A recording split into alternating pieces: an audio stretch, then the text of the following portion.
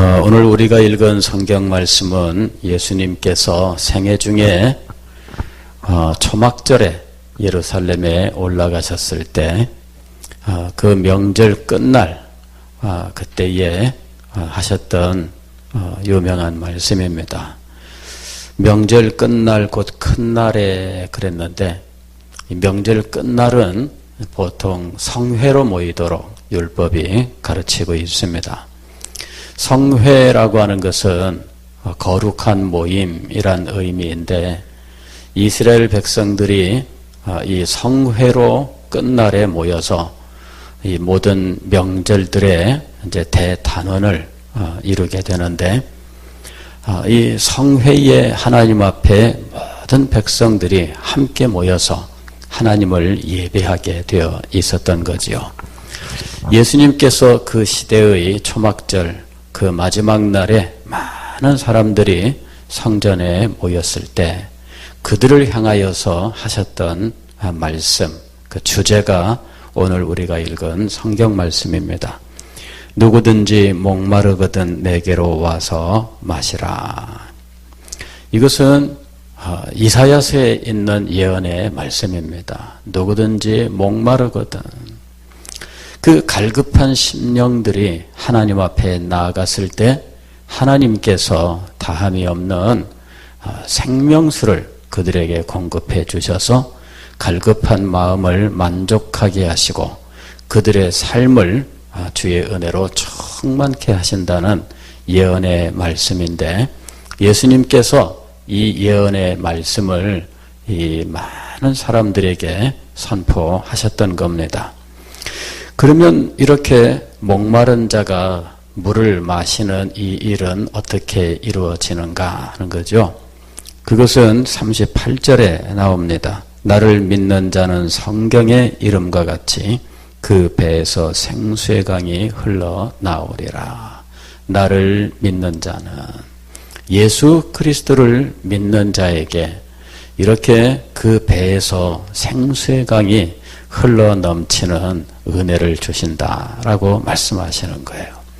예수 그리스도를 믿고 그분의 인격과 사역, 그분이 행하실 일, 그 놀라운 역사에 대한 믿음을 가진 사람들이 주님의 크신 역사를 소망하면서 그 앞에 나아갈 때 주님께서 그들에게 그 배에서 생수의 강이 넘치도록 하신다는 거죠. 자, 이 생수의 강은 무엇이냐?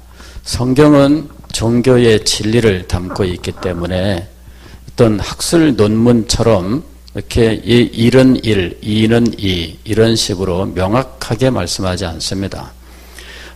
비유를 들어서 이렇게 말씀하시는데 비유의 목적은 사람들에게 어떤 상징을 통하여 상상력을 풍성하게 하기 위한 겁니다. 그 상상력을 통해서 진리를 접하면은 진리가 1이 아니라 2가 되고 3이 되고 5가 되고 7이 되고 이렇게 풍성하게 일어나게 되어 있어요. 그 배에서 솟아나는 생수가 무엇이냐? 바로 성령이다. 이렇게 말씀하신 것이죠. 그래서 성령께서 그 갈급한 그래서 이 갈증으로 말미암아 계속해서 무엇인가를 요구하는 이런 우리의 그 상황에 만족하도록 부어 넘쳐 주신다는 거죠. 그래서 이 성령을 이렇게 한량없이 부으셔서 갈급한 심령들을 만족해 하신다라고 하는 진리를 우리에게 전해 주신 거예요. 이 일은 무엇을 말씀하는 것인가?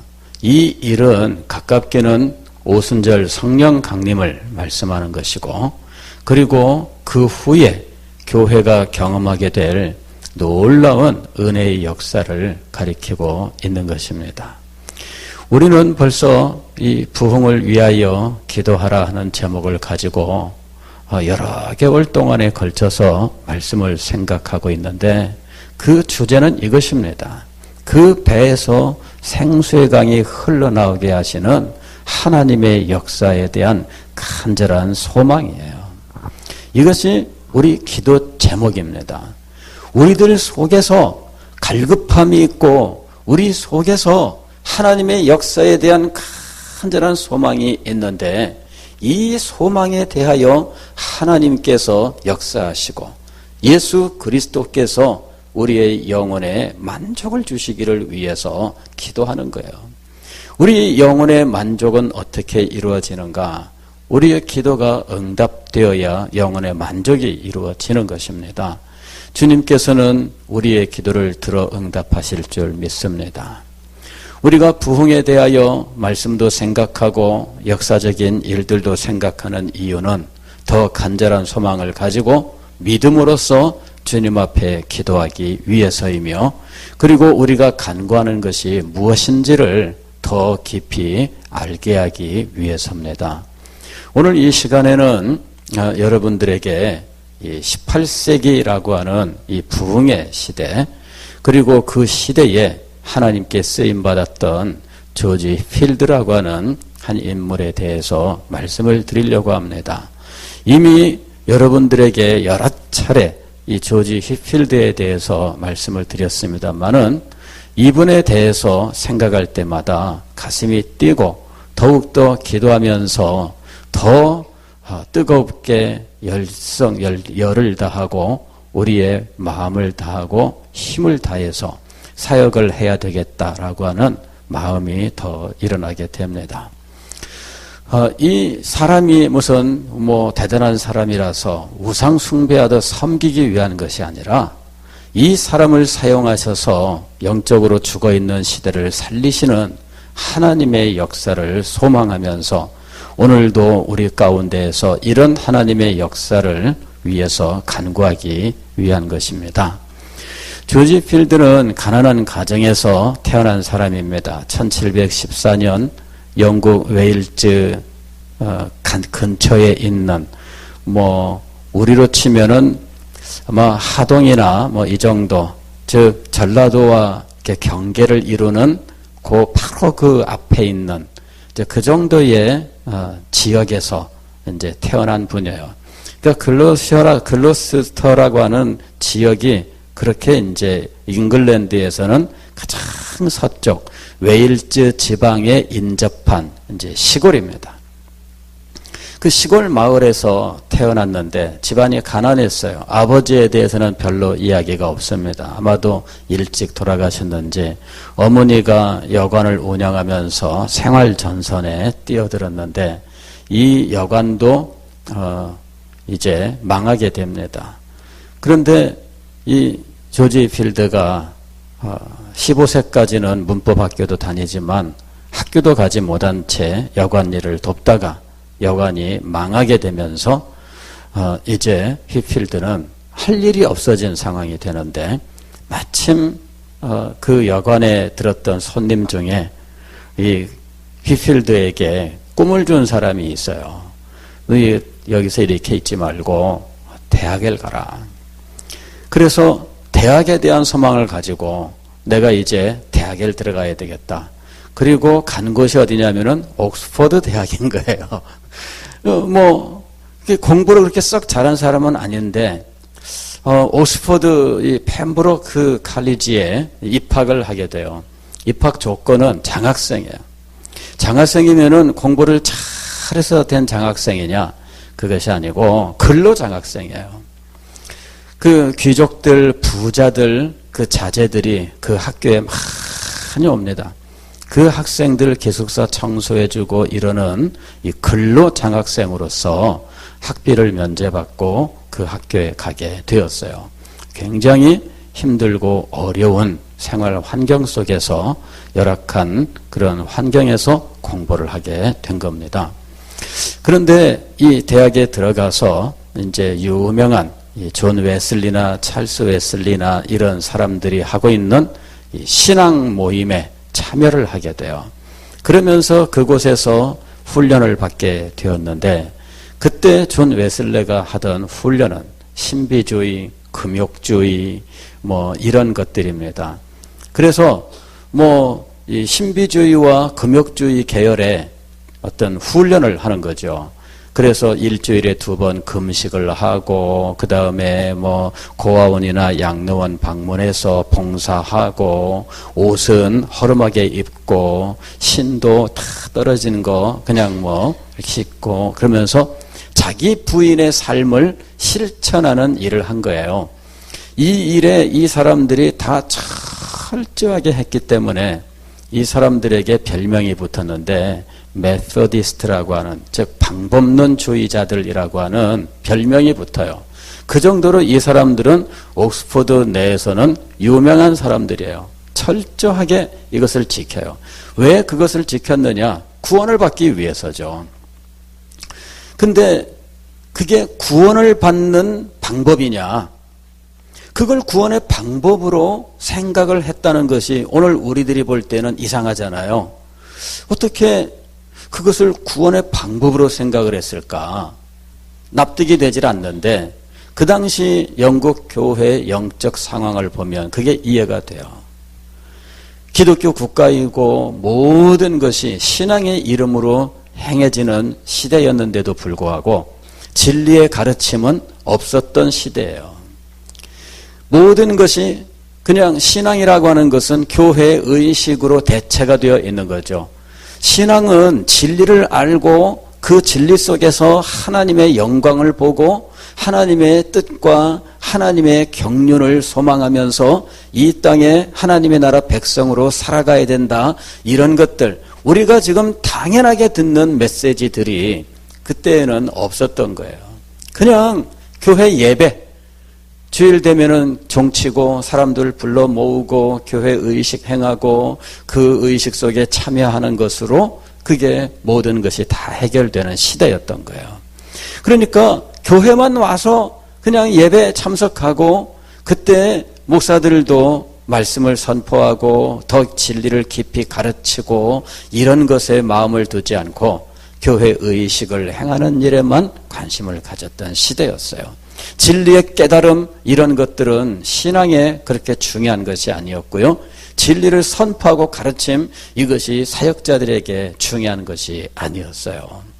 그러니까 신앙에 대하여 각자 나름대로 이렇다 저렇다 각종 견해들이 난무하는데 그중에 조금 깨어있고 뭔가 더 잘 믿어보려고 하는 사람들이 신비주의로 빠지거나 금욕주의로 빠지거나 일이 된 거예요.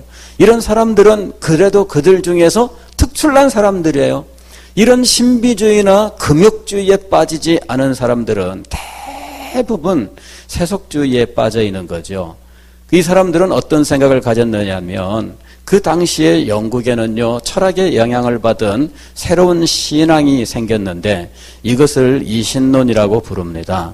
이 이신론은 뭐냐면은 하나님께서 세상을 창조하셨는데 창조하신 이후에는 자연법칙에 의하여 이 세상이 진행되도록 하시고 하나님은 간섭하지 않으신다라고 하는 거예요.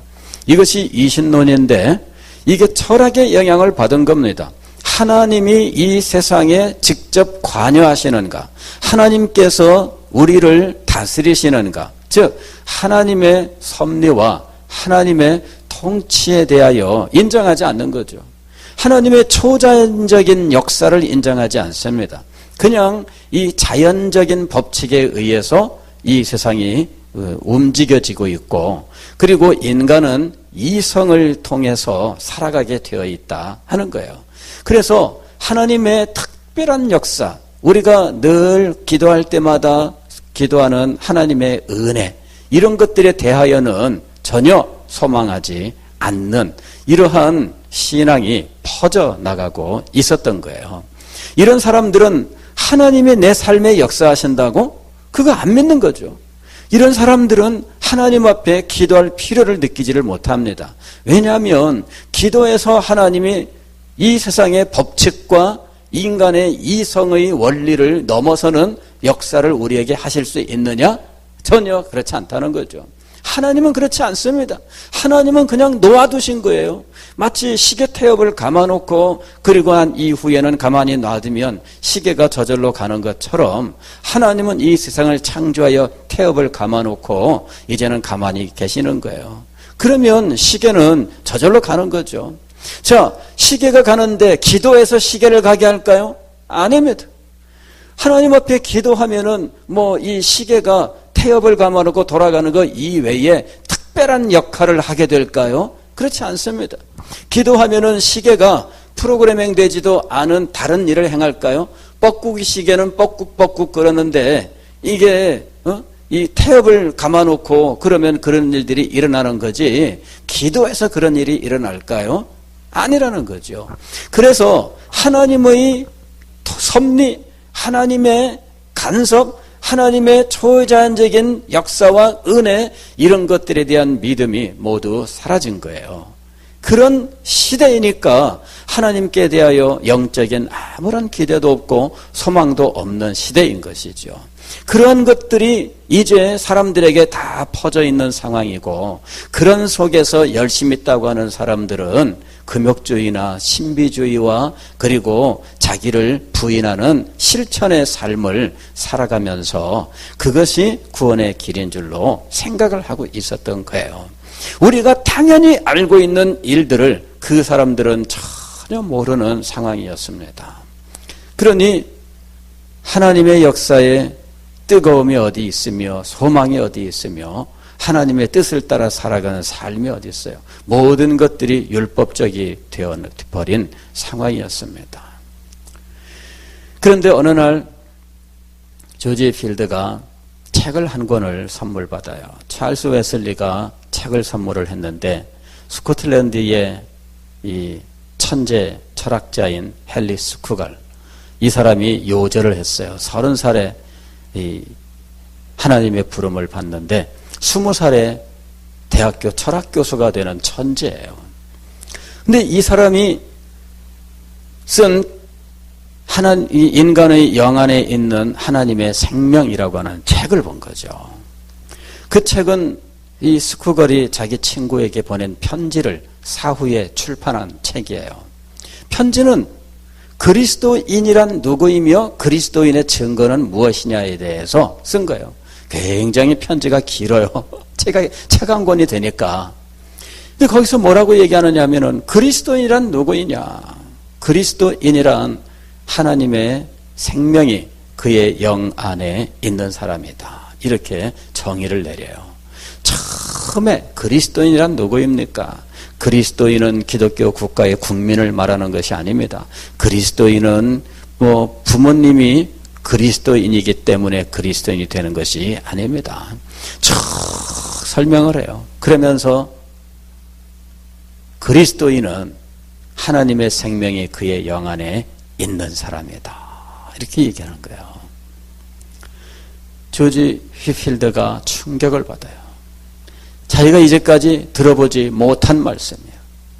그리스도인이 되는 길은 금식하는 하고 그리스도인이 되는 길은 사치스럽지 않으며 그리스도인이 되는 길은 봉사를 하고 그리스도인이 되는 길은 끊임없이 자기 부인을 해야 된다고 생각했는데 하나님의 생명이 그 안에 주어진 사람이다. 이거는 생각도 못 해본 것이었습니다. 그때 충격을 받고 하나님 앞에 기도를 시작한 거예요. 하나님, 스쿠걸이 이렇게 이야기를 했는데 제가 저 자신을 돌아보니까 제 안에 하나님의 생명이 없습니다. 하나님의 생명이 없습니다. 하나님 저에게 하나님의 생명을 주십시오. 요 하나님의 생명이 뭘까요? 이게 바로 성령이에요.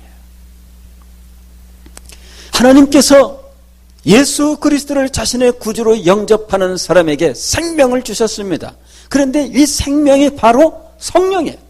성령께서 그의 마음속에 들어오시고 그 속에서 생명의 원리가 되시는 거예요. 그 속에서 생명의 씨가 주어지고 이 씨앗이 싹이 트고 성장하고 열매를 맺으면서 영적 성장이 이루어지는 것이죠. 그럴 때 이 영적 생명이 자라나게 하는 것은 양분이 되는 것은 뭐냐면은 진리예요.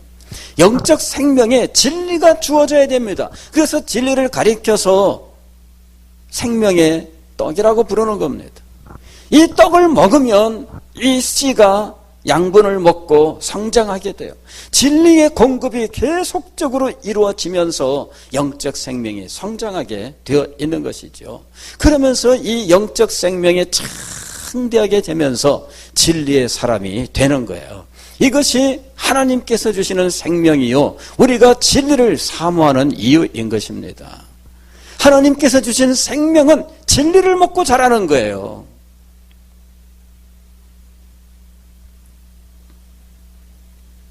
그런데 아직 휘필드가 이것을 알지도 못하고 경험하지도 못해요. 이제 시작한 거예요. 늦가을에 이 책을 읽고 기도를 시작을 했는데 그 겨우 내내 하나님 앞에 기도를 드립니다. 하나님, 저에게 영적 생명이 없습니다. 저에게 영적 생명을 주십시오. 추운 겨울에 그는 덜덜덜 떨면서 기도하고 그러다가 몸에 병이 들어요.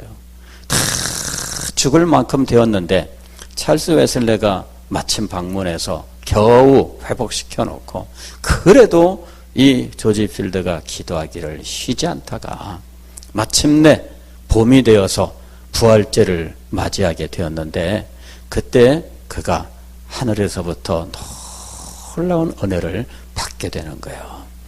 그에게 하나님의 은혜가 임하고 그에게 새로운 깨달음이 오면서 그의 영혼과 육체에 놀라운 은혜의 역사가 주어지면서 조지 휘필드가 아하, 이것이 하나님께서 주시는 생명이구나.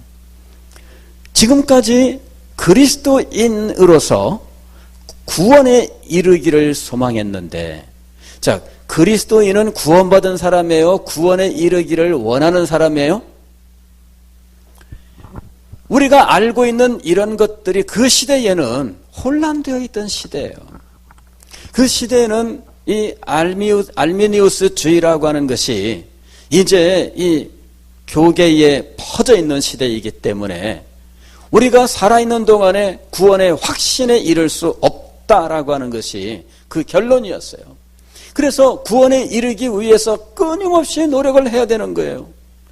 뜨겁게 헌신하고 섬길 때에는 구원에 이르는 길을 가고 있는 것이고, 그렇지 않으면은 구원의 길을 가다가 중단하고 있는 것이고, 구원이란 우리에게 너무나 멀고 먼 거였어요. 그 시대의 가르침이 바로 그런 거였습니다. 그러니 구원받지 못한 사람들이 구원받기 위하여 노력하고 있다. 이것이 그리스도인이라고 하는 것이죠.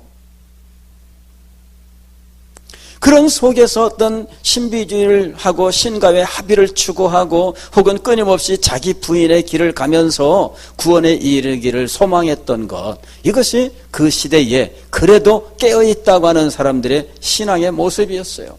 하나님께서 역사하시고 하나님께서 은혜를 베푸시고 하나님께서 생명을 주셔서 영적 생명을 가지고 하나님을 섬기는 이 진리에 대하여 알지를 못했던 겁니다. 휘필드가 그것을 체험했어요. 그리고 그가 이제 이 목사 안수를 받아요. 목사 안수를 2번 받는데 준목으로 1번 받고 정식 목사로 안수를 받는데 이제 준목으로 목사 안수를 받습니다. 그리고 설교자의 자격을 얻어요. 그가 자기 고향 모교회에서 첫 설교를 한 것으로 되어 있는데, 자기 고향 모교회에서 첫 설교를 할 때 참 두려운 마음으로 섰습니다. 그런데 하나님의 임재에 대한 어떤 확신이 오면서 두려움이 사라지고 설교를 했어요.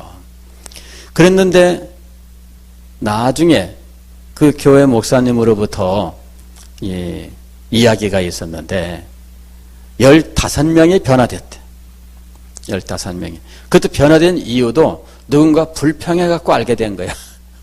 성도 중에 누군가 목사님에게 와가지고, 누구가요? 이번에 휘필드 설교를 듣고 변화됐다 그러는데, 꼴 보기 싫어요. 이런 거죠. 예. 근데 지가 언제부터 어떻게 했다고 이런 거죠. 지가 언제부터 기도했다고, 요새 기도한다고 그러고요.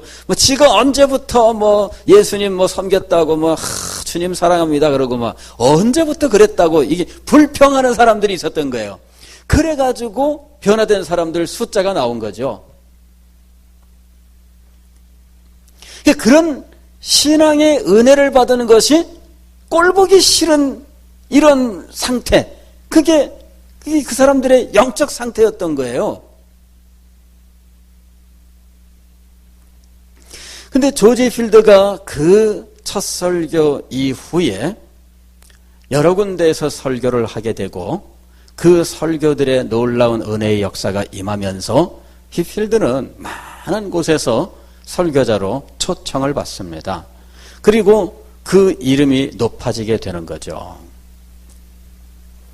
이후에 그는 미국에 가서 사역하고 영국과 미국을 왔다 갔다 하면서 사역을 하게 되는데, 미국에서 1739년 이 1차 영적 대각성이라고 하는 놀라운 신앙 부흥이 있었는데, 그때에 이 불을 당긴, 성냥불처럼 불을 탁 켜서 불을 붙인 사람이 누구냐면 조지 필드예요. 이 사람이 미국 전역을 다니면서 설교하면 그 설교하는 곳마다 많은 사람들이 오고, 그리고 설교하면 많은 사람들이 은혜를 받고 변화를 받았던 거예요. 그래서 미국이 신앙의 부흥의 불길에 사로잡혀요. 그렇게 불길을 붙이고 그가 다시 영국으로 돌아오는데, 영국에서는 이미 사정이 다 바뀌었어요. 조지 필드는 교회 강단에서 설교를 할 수 없다. 목사들이 다 조지 필드에게 강단을 개방하지 않습니다. 설교 초청을 받았는데 이 설교할 자리가 없는 거예요. 설교 초청을 누가 했느냐? 신앙에 관심 있는 사람들이 초청한 거죠. 그랬는데 그 교회당을 이용할 수는 없는 거예요. 문을 딱 닫아 걸고 출입금지. 한 번은 브리스톨이라고 하는 곳에 갔는데 그 근처에 광산에서 광부들에게 설교를 하게 되었어요. 교회 개방을 하지 않아서 그 마을 한쪽에 이 동산에, 그 야외 동산에 그쪽으로 모이세요 해가지고 설교를 했는데 노천 설교의 시작입니다. 그리고 평생 동안 그는 노천 설교에 힘을 쏟았던 거예요. 나중에는요, 아예 영국에서는 이 휘필드한테 강단을 허락을 안 합니다. 왜? 노천 설교를 한다고 이제 더 미움을 받은 거예요. 그런데 신기한 것은요, 런던에서 설교를 하는데 이 무어필드라고 하는 곳에서 설교를 할 때요, 3만 명이 모인 거예요. 지금도 3만 명 모이면은 엄청난 겁니다, 여러분. 여러분 3만 명 모이면은 주차장이 없어가지고 집회를 하지 못할 정도예요. 그런데 그 시대에 3만 명이 모였어요. 가는 곳마다 사람들이 모이고 가는 곳마다 부흥의 불길이 일어납니다.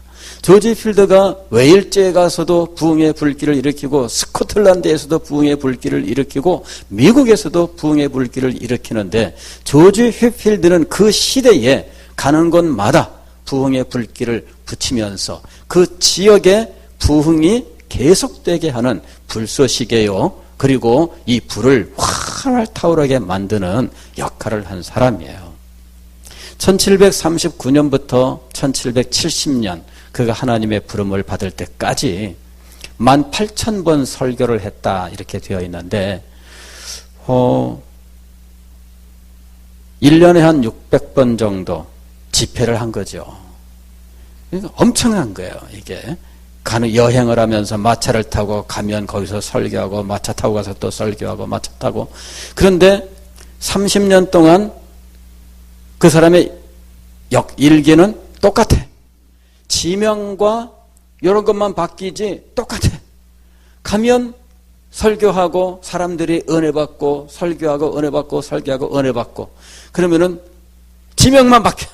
지명만 바뀌어. 그의 일기가 이렇게 두껍게 있는데요, 그 일기를 보게 되면은 그 사람의 역사가 쫙 나와 있습니다. 자기가 적은 일기예요. 거기 보면은 놀라운 은혜의 역사들이 계속해서 반복됩니다. 어떻게 평생 동안 쉬지 않고 이렇게 하나님의 은혜의 역사가 계속될 수 있는지 놀라운 일이죠. 이 사람은 병에 걸려서 죽지 않고요, 자기의 육신의 생명이 다 소진되어서 죽습니다. 촛불을 켜놓으면은 이게 초는 자기 몸을 태우는 거잖아요. 자기 몸을 태우면서 점점 이 초가 줄어들다가 마지막에는 초 다 사라지면서 바닥에 심지 조그만 게 남아서 깜빡 하다가 탁 하고 죽잖아요. 그렇게까지 초를 안 켜봤죠? 예. 그렇게 해서 죽는 거예요, 이 초가. 근데 조지 필드가 그렇게 죽어요.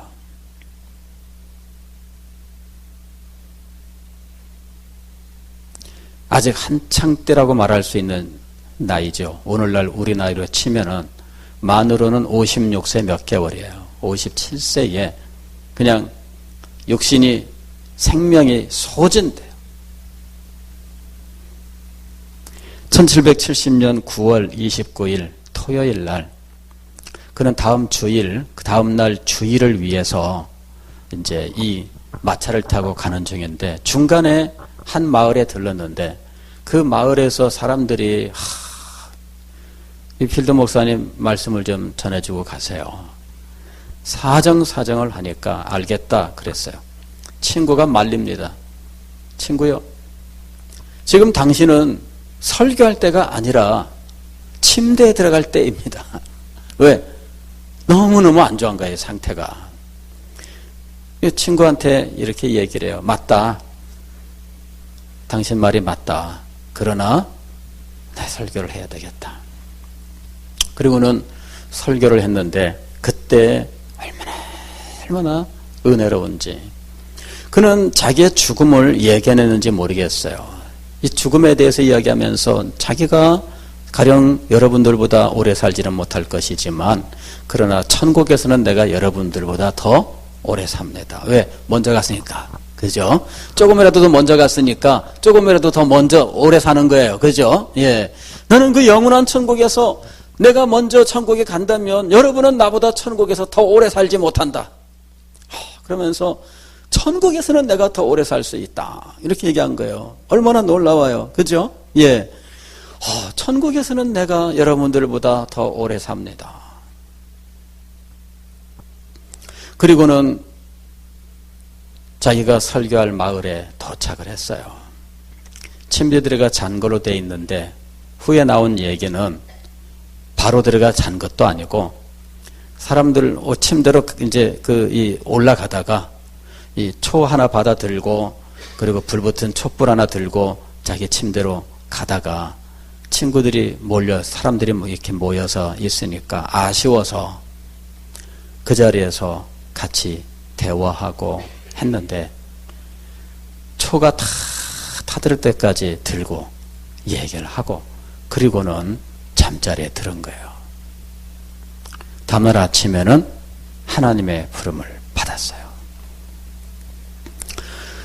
그 자기를 다 소진하기까지 충성을 다했던 이 사람, 하나님께서 이 사람을 통해서 그 시대 가는 곳마다 불길을 일으켜서 새롭게 하셨던 일은 너무나 영광스러운 일이었습니다. 여러분, 한 사람을 우상 숭배하고자 함이 아니라 이 사람을 사용하셨던 하나님의 역사를 우리가 보아야 돼요. 그리고 그 일을 통해서 그 시대를 새롭게 하셨던 일, 그리고 그 시대가 새로워졌으므로 그 다음 시대가 하나님의 은혜 가운데 있게 되었다고 하는 이 영광스러운 일을 우리가 목격해야 됩니다. 오늘 우리가 무엇을 위해서 기도해야 되겠습니까? 하나님의 은혜의 역사를 위해서, 이 시대를 새롭게 하시는 하나님의 그 능력을 위해서, 그리고 하나님께서 사용하시는 하나님의 사람을 위해서 기도해야 되는 거예요. 하나님께서는 하나님의 사람을 불러서 역사하시는 겁니다. 하나님께서 천사를 부르지 않습니다. 하나님께서 천사에게 우리에게 가서 설교하라 이런 적 없습니다. 하나님께서는 하나님의 사람을 우리 가운데에서 부르시고 우리 가운데에서 그 사람이 말씀을 전하고 진리로서 하나님이 주신 생명을 더욱더 키우고 그리하여 교회를 살리고 이 시대를 새롭게 하시는 놀라운 일을 행하시는 거예요. 이런 일을 오늘 우리 가운데 주님께서 허락해 주시기를 위해서 기도했으면 좋겠습니다. 오늘 우리 교회에서 하나님의 이 놀라운 역사가 일어날 수 있으면 얼마나 좋겠습니까? 이 교회에서 시작된 이 일이 우리 부산 지역을 불태우고 이 시대를 불태울 수 있다면 얼마나 좋겠습니까? 바로 이것이 우리의 소망이요 우리의 기도인 것입니다. 예, 기도하겠습니다.